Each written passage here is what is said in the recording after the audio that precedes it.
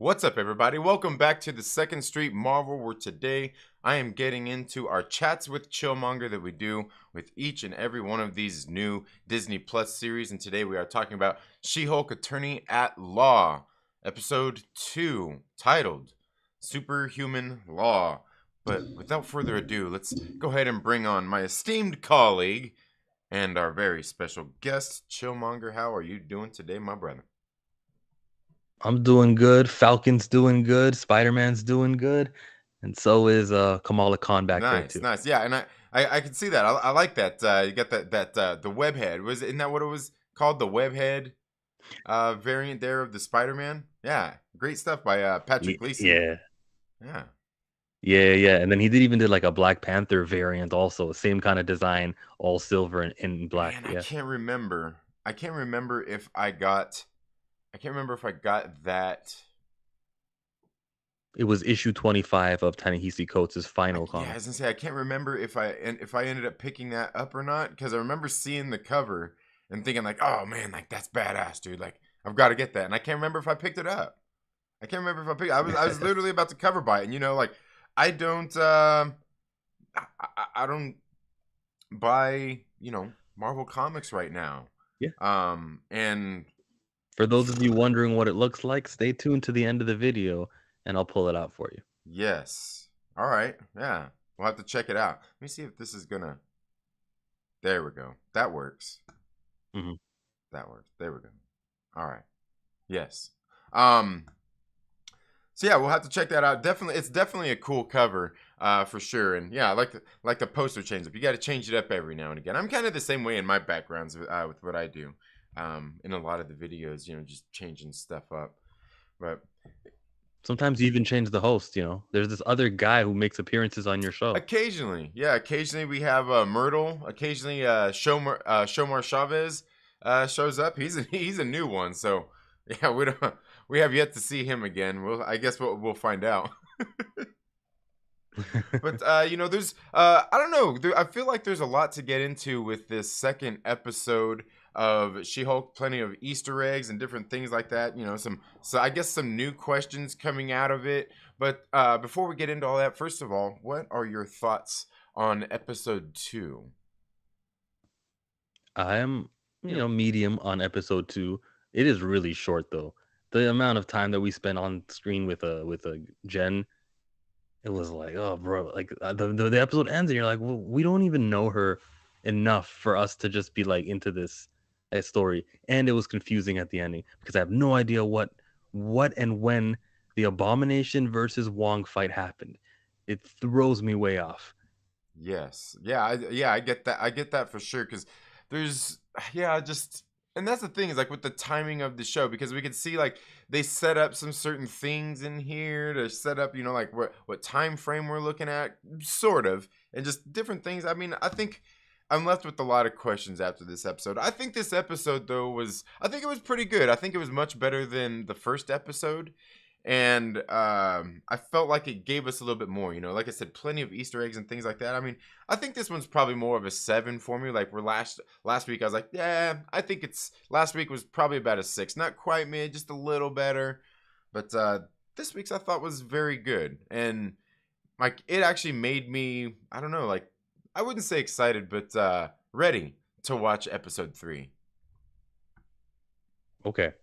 What did you like? What did you think about when Hulk hopped into that ship and all of a sudden he zooms out and he loses phone reception? What is he going back to Sakaar? That's a good question, and it would seem so. It would seem like he is going back to Sakaar, considering the ship that visited, the ship that he's on, and I forgot to go back and take a look at Love and Thunder, and then the last episode because I believe the ship that they took from Sakaar in Ragnarok, I Ragnarok. believe that ship was a different color than the one we seen in the last episode.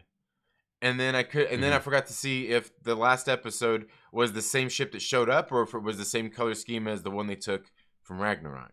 Because that would answer that leads even to more questions, depending on what ship it is. I think that the party ship that they had, it must have been destroyed once they, Ragnarok was the destruction of Asgard. If Yeah. not, if they did bring it onto their ship, Thanos took care of it. Yeah, that's a good point. That's a good point. Because then, like, it just makes me like, in that case, you just have to ask, like, obviously, was he on that ship with some Sicarians? Were they there just pick him up? He's like, okay, well, let's go.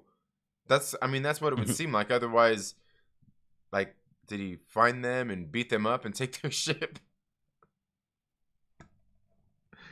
Yeah, it leaves there's I mean, and I know you asked that on Twitter too about the timing of it with seeing that he is heading to Sakaar, he's the Hulk there. You think about Shang-Chi, where that was definitely after the fight with Wong there that we seen. Abomination and Wong happens, and then 2 weeks Uh, later, at the end of Shang-Chi, Shang-Chi links up with Wong, links up with Carol Danvers, and human Bruce Banner.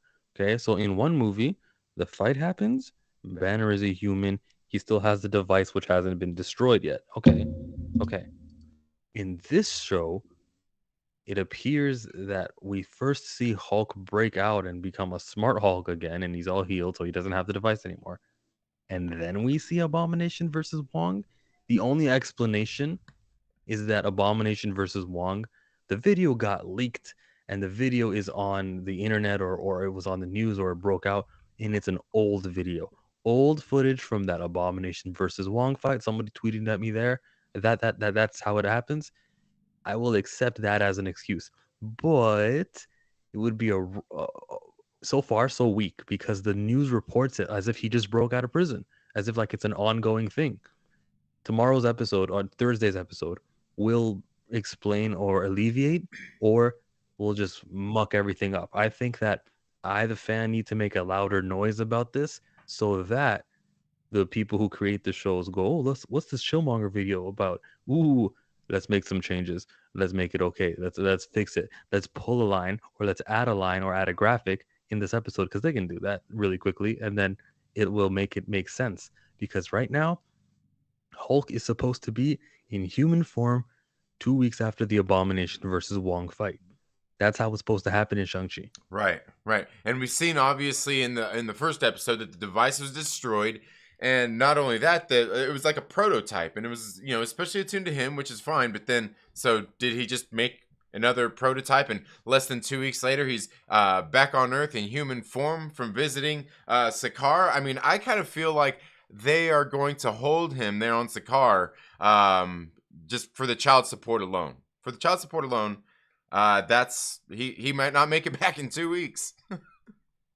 So there's a child, huh? So not only is it 2 years that he's been on Sakaar, okay? It's also been 5 years since that movie took place. And okay, 2 years plus five. So the baby is not a baby, it's a 7-year-old. And who's to say that this species doesn't age slower, you know? Or Or faster. faster? Yeah, either or. Yeah. I mean, that's a very good point. I mean, he's I just don't see him getting like the due process with the court and the, fancy jargon that they would write into a She-Hulk show. I'm not sure that he would be back from Sakaar in 2 weeks. But It's a plot hole until we see next week until they fix it. yes. Yeah.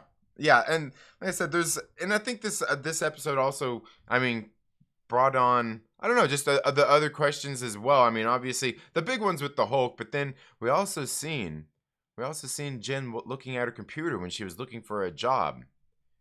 We got there. Yeah, something about a man with Yeah. claws, huh? What's up with that?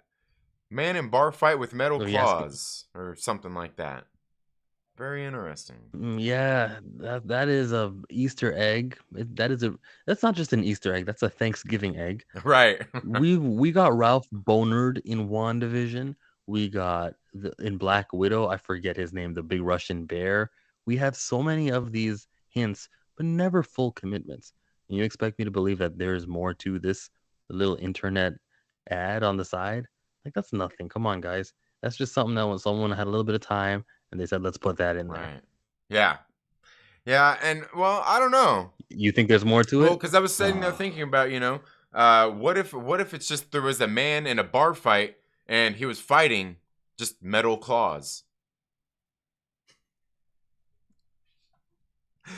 No, but I don't get it. oh, What's just the joke? there's What's the like metal punchline? claws there, and he's just fighting. We're like, hey, come on, metal. Anyway, it was a lame joke. But what made me think of is like, the Black Panther suit has claws on it. They did the same thing with Taskmaster where they had the claws on it. And it made me wonder, like, did they put that in there just to get, like you're saying, get everybody feasting on it? And then really it's just like we find out later there's just like a guy that has, a suit and he's got, similar Mhm. claws to Taskmaster or Black Panther. They didn't even say the man was Canadian. Could have been Right. Wakandan. Yeah. Well, and the Black Panther's just a mantle anyway, so anybody can have a suit. Hey, That is very I could have a true. Black Panther suit. That's right. Hey, Bombay. But yeah, very interesting because then that was the other thing with the timing is because obviously we see the Bruce Banner thing with him the timing, like from the Shang-Chi and obviously then him going to Sakaar, but then the Eternals Easter egg that they had in that same little article there on the computer. Definitely interesting. We finally hear something about the Eternals, and the big giant alien in the middle of the ocean. And I Hmm. feel like they sort of address some of these things in a silly way a lot of time because like they just kind of put that in there like, oh hey, like fans are asking this is what we see, people saying on on the internet. So it's like an easy way to put stuff in there, maybe answer questions or get fans talking about it, or the things that fans are already talking about without actually even saying anything in the show. Yeah. Un- Yeah, because how is it okay that this giant thing just sprouts from the earth and no one's talking about it? There, it's on the internet. Everyone's talking about it. You see, Right. confirmation. And then it's silly too because like they find ways to do it, and then like there's times when they do it seems like a little bit silly, like when she's sitting there talking to her father at the dinner table. And it's so funny because even the actor that was from Perfect Strangers, the way he presents it, he's like, wow, and about that Hawkeye guy, about those arrows. And I find it silly that he would ask her that in the first place. Plus, the tone that he was talking in, it seemed very silly, very playful. But not only that, I mean, I wonder if it's because he's asking her. It's like, how would she know? Because has she been with Hawkeye? Has she teamed up with them already at this point? Never. Like, that's what I was kind of confused about. Like, why would her father ask her that, knowing that she's basically a new hero and probably hasn't teamed up with any of the Avengers or had any contact with them? Just Hmm. seems a little I don't know. seems a It's little strange. Timing. The yeah. That's timing throughout this episode. okay. To me, it's just like a dumb thing that people do. Oh, you're a superhero. You must know them all. Tell me about. Why would you start with Hawkeye? They must have got cut into that scene midway. There's no way you begin with Hawkeye. You probably talked about Iron Man first, and then made your way down. Yeah, good point. And that's the thing. It's just like because, like I said, they do some of these things in just silly ways sometimes. Like what's that even like? Okay, like I get they probably wrote that in there because fans are probably like, oh hey, what about this stuff?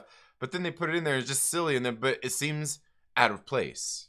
It seems out of place. Hmm. Tony Stark got his in Homecoming. The beginning, Adrian Toomes and his crew. They were like, so the guys who create the mess now they get paid to clean it up. There was that. So he got scrutiny there. It was Hawkeye's turn. Yeah. Yeah, I guess so. Yeah, it was silly, and like what did you think about those like the family scenes in there? I thought those were pretty good, like at the dinner and everything. Because like what's his name? Chad. The cousin. Like he had me cracking up. You know what? I would enjoy those scenes more if the episode wasn't so short because now all I can think about is it took away screen time from development. And Yeah, I'm not excited now for 9 episodes. I'm not going to be happy about it anymore. When I hear there's 9 episodes, I'm going to go, ooh, that means that they really thinned out that budget 9 different ways and it was short episodes. yeah. For me, I like it. I really like the short episode format. Like especially in this one, because this one it got to a point where right there at the very end, I'm like, ooh, yeah, that's where's this, and it just cuts, and I'm like, ooh, like damn, like you actually got me. Like you got me invested in this. I'm ready to go. And I think some people were saying that I've noticed where a lot of people are saying, you know what, they should have just done the WandaVision thing and released the first 2 episodes the first week.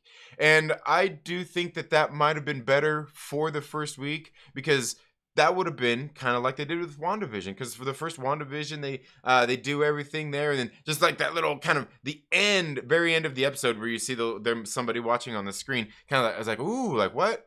And then they gave you the second Yeah. episode too, which kind of built on that first episode and ended definitely with a lot more questions. Like you definitely got invested at that point, and I kind of feel that same way in this show too. So like I get like, and also like it makes me wonder what the difference would have been for like people's reactions or the review bombing or anything if the first 2 episodes had been released at once too, because I think together the first 2 episodes work a lot better in tandem after seeing both of them.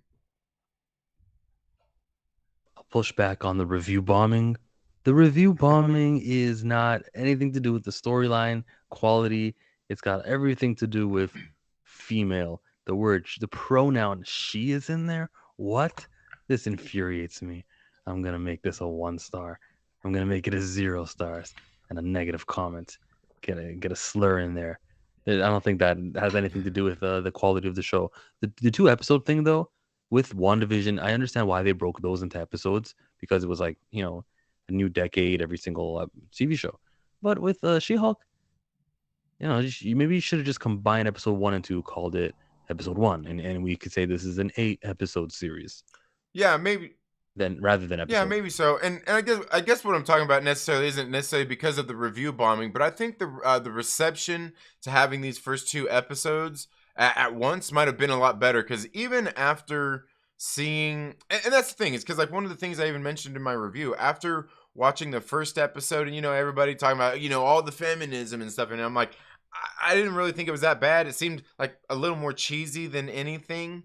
And just also from the perspective of who's telling the story here as well. But then you get into the episode 2. One of the things I noticed is instead of her complaining about any of that, like right off the get go of the show, you actually see some of the, I guess, how would you say, like, more like the, I guess, the overall perspective, the world perspective of her living in that world. Because from the beginning, you see the social, or when they're the news is talking to the one guy's like, oh yeah, this girl Hulk, this chick, and it's like, oh, and she looked Yeah. good, and they kind of go on into more just kind of her in this kind of a male dominated world. You even get there where she has to fit in going into the bar, like, oh, you got to go in as Jen. And that was her friend pressuring her to do that. She gets in there, obviously, the work partner, and even the way the boss approaches her, just everything is kind of like throughout this whole episode, we see her living in that more male dominated world. So we see it actually happening instead of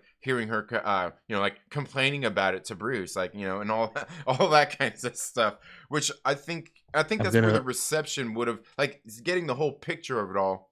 For me, I was like, yeah, like, I mean, I understood in the first episode, like, yeah, she's griping about this stuff, and hey, it totally makes sense. But then seeing it here, it's like, nah, like, maybe a lot of people didn't even notice it. But like me, I'm like, nah, after seeing the first episode and seeing it here, I guess, kind of hyper aware of it. I prefer the first episode because the conversation of anger came up. I'm gonna tell you why I deal with anger because it's relevant. But in the second episode, the example you used where he was on the news and he's talking to the news reporter. By the way, she looks good. He said something like that, and he goes back. To me, I mean, I know the message. It's clear that they're trying to say that men act this way, men view women for just their body, this and that. But also, when men are on the news and they're on TV where mom and their sisters and women in their lives, or even like your workplace, and everyone sees this, you're kind of on your best behavior. You're not turning, not many, but it's not normal. It's unnatural for a guy to womanize, not womanize, sexualize. Is that the word? Something eyes a woman's body in the middle of telling the story. By the way, that she looked really good, and then he's continuing to talk. That was weird, and that was out of the normal. The writer of the show really wants to show us and like just how a male dominated world looks like, but that's not how it looks like, not on the news. guys talking to themselves, like when the the man early in the episode said, "There's a woman there. I'm gonna go talk to it." Like that, I get that. I don't, and it was a hilarious joke, and because it's so Right, ridiculous, right. not because women are it, but because it was so ridiculous. It's like, oh, that's really funny that he's a jerk and he talked this way to her. On TV though, you're on the internet when there's a camera, when this thing's here and this microphone is red light on. I don't act the way I act even moments before Trinity when we were just chit chatting with ourselves. There was things I brought up, which not about women, but there were things I brought up I usually don't share. Like this, just the way that we are when the cameras are on is different. And it's telling that the writer needed so badly to showcase the differences between woman life and male life, and it was worse in the second episode because of that TV scene than it was from the first episode. Yeah, I mean, I could agree with that, and like I said, for me, I mean, I think a bigger difference, and one of the things that obviously we need to see more of is like they actually show us instead of just telling us. You know what I mean? And I think that's an important thing. But yeah, I mean, and that's the thing is like I'm not sure if anybody else really noticed it though.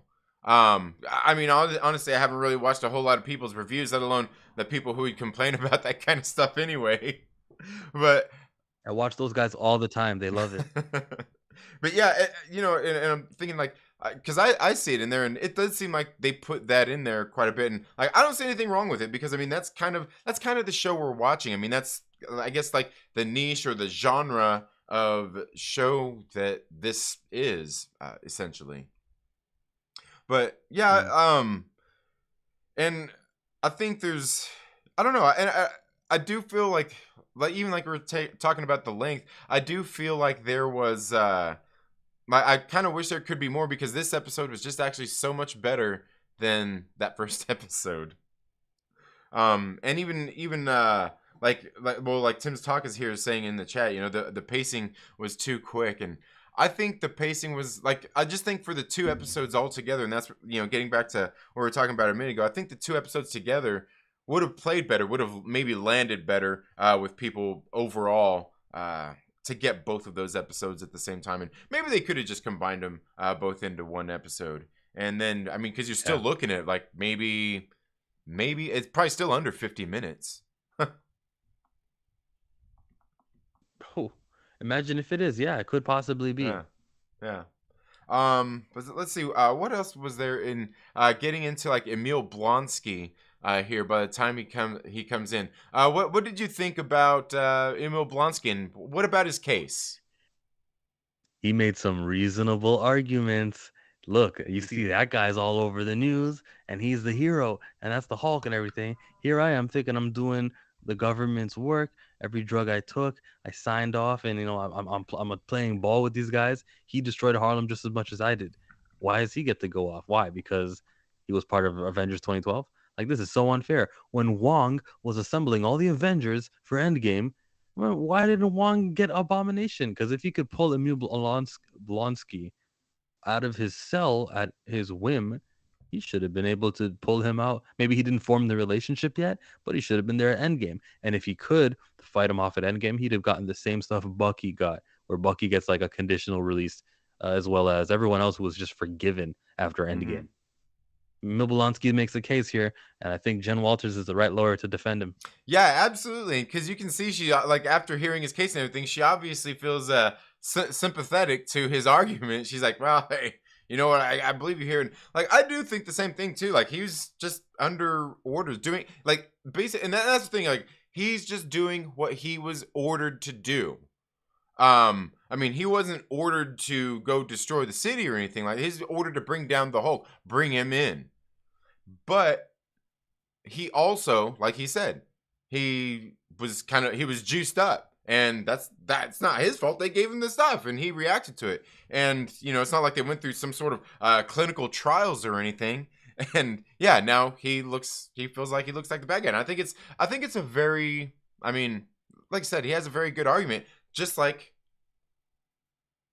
John Walker. I don't know. I think you're pushing it. I don't know about It's the that same one. argument.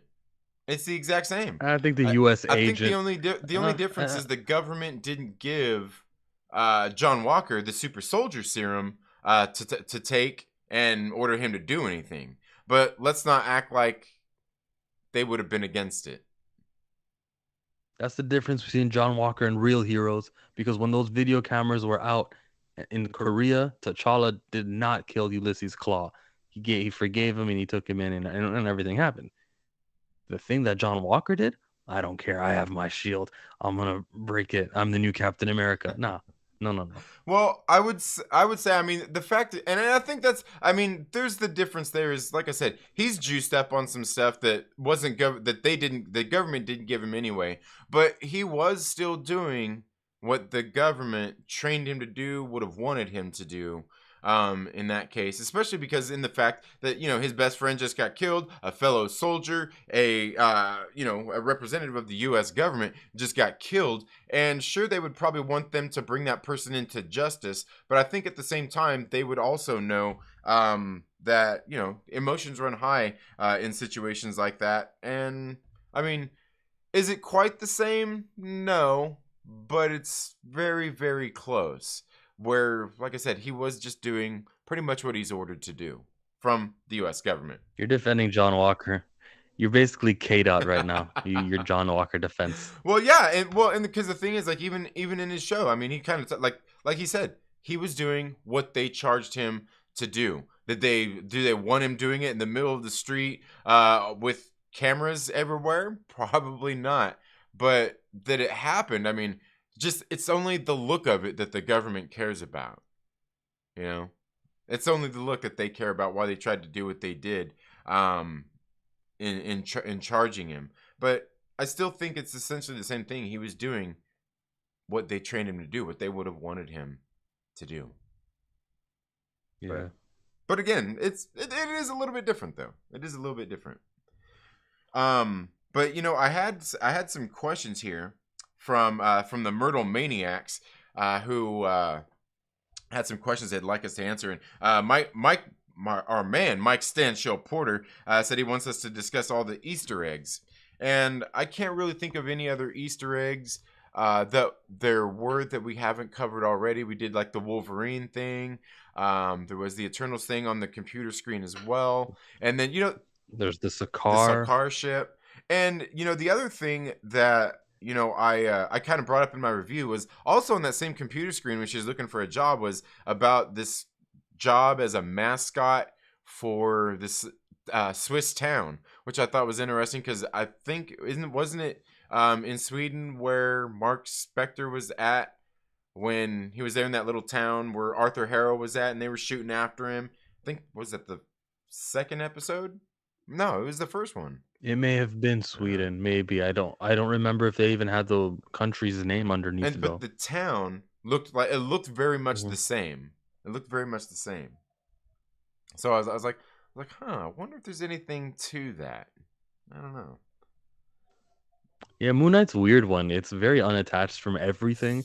No references at all to the MCU. Only weird things that the Khonshu was shaking the sky and kind of moving the stars, and I go, well, there's a whole lot of space up there, and Thor doesn't mention it. Guardians of the Galaxy are not mentioning it, so does it even happen in the same universe? Right. You know? And I think that'll probably be answered too. Kind of like, I think those connections with Moon Knight and everything, they're going to be made at some point.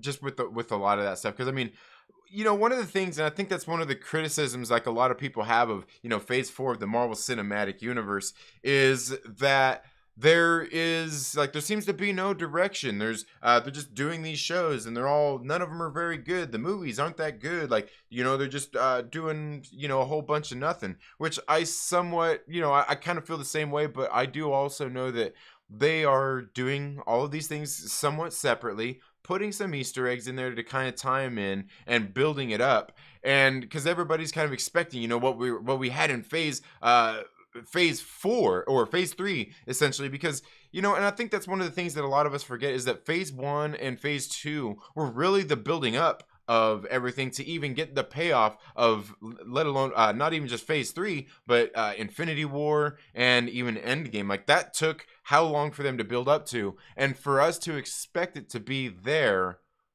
in phase 4 when they are basically, and one of the things I've talked about before too is like it's like they got the first level built and now they're having to build on that and they're building the second floor here. I think the expectations that everybody has for it are a little bit high right now when we know that they are world building once again. I think that Spider-Man No Way Home kind of culminated something. It was the ending of something, the college years, the high school years. Other than that, well, everything else, yeah. We had these huge expectations for Multiverse of Madness. No, I didn't have high expectations for Love and Thunder, and it was a good, decent movie if you ask me. If you ask everyone else, boo.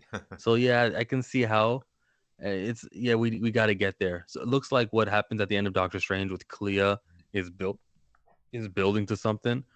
Even building up on the Dormammu stuff too. Yeah, absolutely. And I think that's the thing is like I said, I do feel, and I kind of feel this. I'm kind of guilty of it too. Like expectations being a little bit high, but at the same time, I also kind of feel like, as far as the shows, I don't feel my expectations are high because Marvel's set that kind of expectation when they said these going to be tied into the universe, and it's part of our cinematic universe, and it's basically all one and the same. So it's like, okay, the expectation is that these should be the same quality of the movies that we get, and I think they're slowly but surely getting there, with the shows, maybe the format and things like that of that. I think they're finally getting there. It's just been a little rough at first, and I also do think there's something to the fact, a lot of people talk about superhero fatigue, and I don't feel that way, but I certainly get why a lot of people would feel that way, with everything, because even just with only the Marvel stuff, so far this year at this point, what have we got, like 12, 13 different things between the shows and the movies? It can be a lot. It's a lot. I'm okay with that though. Like if we had 10 things every single year, lovely. With the X-Men now being introduced in the future, maybe this could give us sort of a sub within the universe and attached movies and TV shows. They'll be more attached. There will be an overseer. Everything that happens in this mutant show about the kids in school, everyone who writes that show will have information of what happens in the X-Men movie with Wolverine, Cyclops, and Storm. And then whatever other things they have planned. I'm sure they might do a solo Wolverine, a Professor X show. Who knows what they do? But I feel like they should have 4 things in the X-Men space, all attached to each other. No secrets, none of that stuff. Like, because you remember that interview that me and you both saw of Adil and Bilal, and they were saying every time we asked Kevin Feige, he just said, "Don't worry, what happens in Captain Marvel 2, just stick to your own show. We'll tell you if something." And I'm looking at it like, no, f that. You pay these guys. Like, how many people leak secrets? Like, you're not stopping anything from happening. Okay, just tell the freaking directors what happens in that new movie, and maybe he can write something in Ms. Marvel that will build up to that. Who would have thought? Who would have thunk it? Maybe something will happens in this show. Maybe she can't accomplish the Embiggen power, for Mhm. example, and then finally she does it in Captain Marvel 2. You're like, whoa, okay, it's been building, and we've been sitting with this character for a year. She accomplished something. Thankfully, I watched that show, which enhanced this moment in the movie. If she couldn't embiggen, I know she does embiggen in the show, but if something like that happened, it'd be better. And we need attachment, not detachment. We need less secrets amongst the creators. Trust them. You hired them. Give them that respect. Yeah. Yeah, absolutely. And I think that's definitely something, like I said, kind of building a lot of this stuff up is something they, I mean, just doing it in the right. And I think that's just too with them bringing in new writers and new creatives into the universe where we've pretty much had a lot of established creators already, there with through the first 3 phases, and I guess trying to getting them to meld together is definitely a challenge, proving to be a challenge. They say Matt Shackman, the WandaVision director, is going to do Fantastic Four. So I'm glad that there's consistency. There's one guy we can trust to continue another Right. Well, franchise. and the same with Destin Daniel Cretton, going to do Kang Hmm. Dynasty. I think that, and honestly, I think that was a very good choice as well because like I, something I've talked about quite a bit is I feel like phase 4, like the best movie in phase 4 is the Eternals, and believe me, it took some time to get there, but then I definitely think that Shang-Chi is another one. There's actually a really good movie for same thing with like the Ms. Marvel, for all the changes that they made to the character from their origins, you know, in the comics and everything, to what they actually did in the movie. Shang-Chi is a damn good movie, for what it is, and I think Destin Daniel Cretton did a great job with that. And I think, given everything that's going on, like you're saying, getting more of the talent in there, I think is a good decision, especially with Matt Shackman as well, because what he did with WandaVision, the background that he comes from as well, not only with his directing and stuff, but he was obviously, he was part of an old family sitcom as well. And then thinking that the Fantastic Four is, I don't think it's going to be like a family sitcom kind of thing, but It's family. having that dynamic with the family in there is definitely kind of like definitely within his wheelhouse and experience of to bring to the screen. So I think that's a good choice as well. And I think we're probably moving in that direction where they're finally, you know, like again, things are starting to come together, and slowly but surely, and that's fine because they got time. That was the thing with the first 3 phases. It built. It didn't like phase 1. Like, what was popping off in phase 1? Was there people doing this stuff in phase 1? No. Were there in phase 2?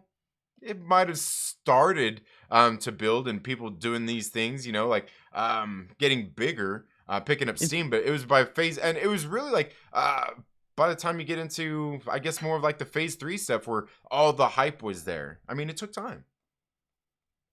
Yeah, that's when Doctor Strange showed up in Ragnarok in phase 3. It was a very like, oh, okay, that's happening there. When Far From Home had Nick Fury showing up, even the first Spider-Man movie had Tony Stark, Iron Man. Civil War was like a group film. Black Panther was pretty solo, except for the ending with Bucky. Yeah, Black Panther was like the last true solo of phase 3. Mm-hmm. Yeah, it was, and it's probably going to be the last. It was probably be like the last big like solo anyway, because you know, one of the things I think it was Daniel RPK said a while back, but was kind of speculated before too as well, is that like from now on, all of these movies are going to be basically ensemble cast. It's not just going to be like a Thor movie. It's not just going to have Thor, and it's going to have multiple characters and things like that. So.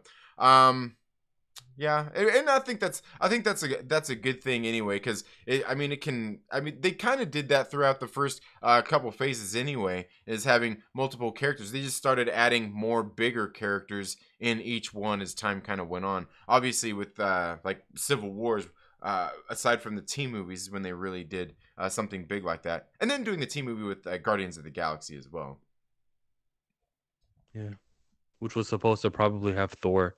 Except they reversed the order, because remember when they fired Jim Zub? Not Jim Zub. Whoa, Jim Zub. Why did I say that name? I was the guy who plays with kids and jokes about it on the internet, allegedly. What's his name? James Gunn. James Yes. Gunn. James Gunn. Jim Zub. You can see how I could mix those. Right. Yeah. Anyways, the Guardians were supposed to have Thor in it, and maybe he would have left because, oh no, there's a distress call from Sif. I gotta go. And that would have left the Guardians to fight their final battle altogether, but with themselves. I think that would have been the decision they went with. But no, instead we got what we got with Love and Thunder, where Gore the God Butcher does his butchering off screen. Yeah. Definitely. Yeah. Are we done the review? How long did you want to go for? Because we stopped talking She-Hulk a while back. No, we've got a few other things. I think we just kind of got off topic here. We do have a few other questions from the Mike Porter. The Myrtle Maniacs. We've got Maverick Pilgrim here. He says his biggest issue with the whole episode. He says the boss man offers to buy Jennifer a drink and then leaves. He says, does he have a tab? Did she have to pay for the drink, or what kind of shit is that? Like, what is that? It's male privilege, okay? Get with it. Yeah, but my guess is that he probably has a tab there. I mean, obviously he's in charge of this big firm, and they probably have an account there. And I thought that was funny too. Like, even just seeing some of that scene, because you know it was in the scene where she's sitting there down on her luck, and he's like, "Oh, another drink." She's like, "Oh no, balling on a budget," and then the boss walks up, and I think it looked like she was just drinking beer, just a regular beer, because that was a pretty big cup that they would mix a mixed drink in. I mean, I guess there's certain things like maybe a Long Island iced tea or something would be in a glass that big, but if she's balling on a budget, she's probably drinking beer.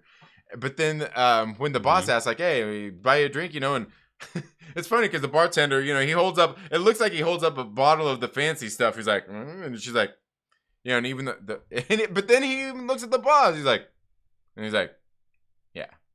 I'm like, I don't know. I feel like that was some more of the kind of male-dominated world kind of stuff that they put in there. While at the same time, the bartender was still like, "Hey, we'll get you this good stuff." I think that's visual, the eye contact. That means that he did pay. It's confirmed. We don't know how, but he paid, okay? Call it bad writing, call it whatever. He paid. Yeah. I think so too. But definitely something I was sitting there thinking about. I was like, yeah, I don't know. He probably has a tab there. Let's see. What's the next one? This was a good one too, because we didn't really talk a whole lot about the Abomination stuff. Reefer Man Review says, "Are the Seven Souls maybe the Thunderbolts? Could this be setting that up on Abomination's end?" I want that. I saw a leak of 7 names who are going to be the Thunderbolts. I would like that to come to fruition. Right. And, you know, and watching the episode, I was kind of thinking the same thing too. I'm like, man, 7 people. Like, what if those 7, you know, soulmates are just people who are like, "Hey, man, buddy, you're just like us. You've kind of been wronged here with stuff. We're getting ready to start up this team. And we're going to go hopefully be some good guys and accomplish some good shit." Which to me, like, is completely not how the Thunderbolts started. I wish they would pay homage to that. They're not going to. But I think they definitely have the workings there. And it made me think about the same thing, like the 7 Souls. I do kind of feel like they are the Thunderbolts. Unless I really get into some deep theory kind of stuff and think about the Unimind set up in the Eternals and how there was the whole... yeah. But that's if I really get deep in the trenches and I have to do some theory crafting. Who would be the star of the Thunderbolts? Emil Blonsky or John Walker or Yelena? Man, you know, I kind of feel like it might be Hawkeye. I feel like he might be the one leading the team. I would think, because thinking about like West Coast Avengers and stuff like that, and I don't know. Maybe Hawkeye, because he's also got the like the leadership skills and maybe the trustworthiness that they would want if they're doing that kind of a thing. Maybe not with the Shadow program though. So I mean, I think it could easily be either I don't know. I mean, you got Black Widow, you got Bucky. Should we call her Black Widow? I don't know. But I don't. Yeah. But then, yeah, like you said, you got John Walker, which they would obviously look at him, you know, working for the government. Like, we've got our yes man right here. So, it's hard to say. But Reefer Man also asked, did Jennifer Walters stepping over the yellow line have any cause and effect relationship with Abomination escaping? Like maybe it was like a dip in the water, and Blonsky was like, you know, I've never seen anybody do it, and he's like, oh, I don't know. What do you think? I don't have an opinion. Yeah, I was saying the same thing. I'm like, yeah, because like it seemed like they kind of made a point of it. Like you step over the yellow line, don't step over the yellow line, and then she gets in there, she steps over the yellow line, and we kind of see what happens. You know, the alarm and everything. It does make me think like maybe they put that in there for a reason other than just putting it, unless it's just to make us speculate.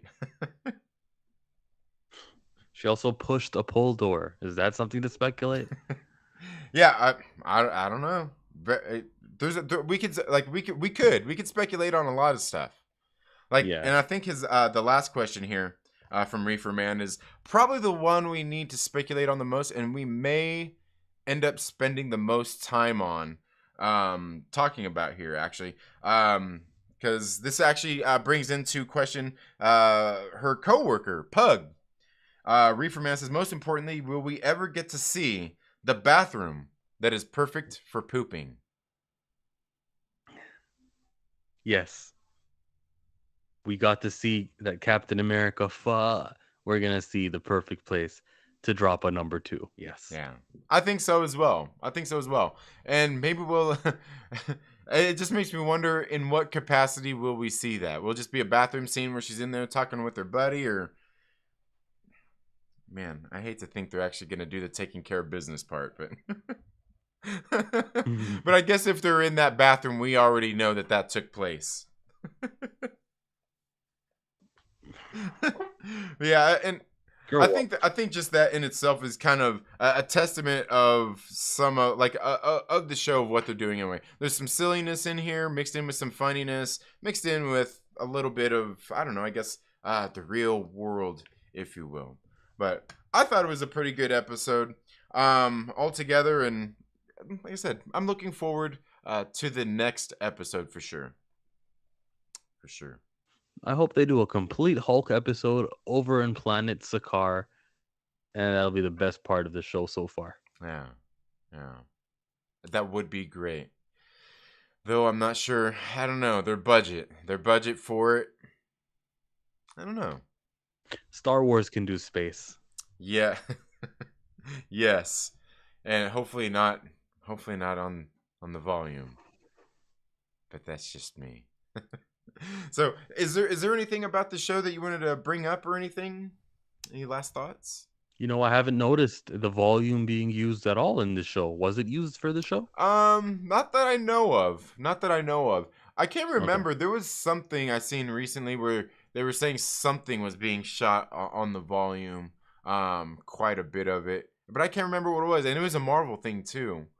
But man, I can't remember what it was. Which yeah, it was Love and Thunder. It was Love and Thunder where they did. I think they said they did a lot of shooting there, and I'm like, yeah, well, I can see it. I can see it, and it looked a little bit better than what they've been doing with. Man, I'm telling you, there's some of those shots in The Mandalorian and stuff. They were,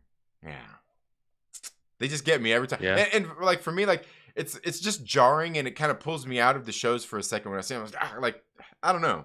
And then later I think about it, just triggering to me. But do you have any other things coming up, videos that you want to plug up before your show? I know you've got 33 burning questions getting ready to come up here in about an hour.